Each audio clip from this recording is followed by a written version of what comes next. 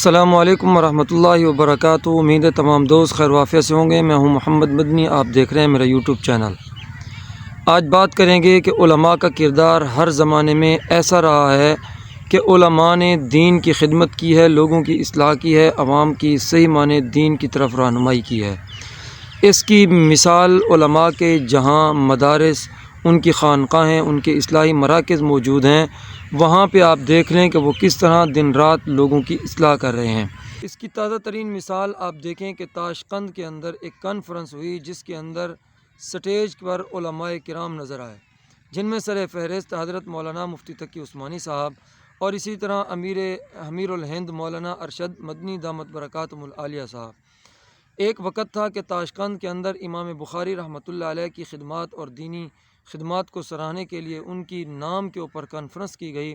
علماء بھی اس کانفرنس میں موجود تھے، لیکن اس کانفرنس کے اندر علماء کے خطابات سے پہلے لڑکیوں نے ڈانس کیا۔ علماء نے انہیں سمجھانے کے بعد جب وہ لڑکیاں تو باز آ گئیں، پر محنت اپنی جاری رکھی۔ علماء نے محنت کو جاری رکھا، اس کا نتیجہ اب یہ ہے کہ وہاں پر ڈانس نہیں بلکہ علماء جو ہیں وہ سٹیج کے اوپر نظر آتے ہیں۔ لیکن حضرت مولانا تقی عثمانی اور مولانا ارشد مدنی دامت برکاتہم العالیہ کی تصویر کے درمیان پیچھے بیٹھی ہوئی خاتون کی تصویر بھی نظر آتی ہے، لیکن لوگ اس تصویر کو سامنے رکھتے ہوئے اعتراضات کرتے ہیں۔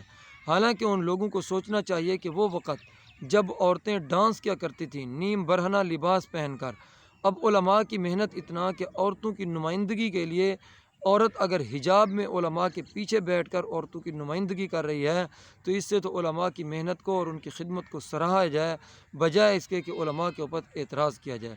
دوستو، یہ ہے علماء کی محنت کہ انہوں نے ایک ایسے سٹیج کو جس کے اوپر لڑکیاں ڈانس کیا کرتی تھیں ایک دینی اور مذہبی ڈانس بنا دیا، اور صحیح معنی پردے کے اس کے اوپر پرچار کیا، لوگوں کی اصلاح کی۔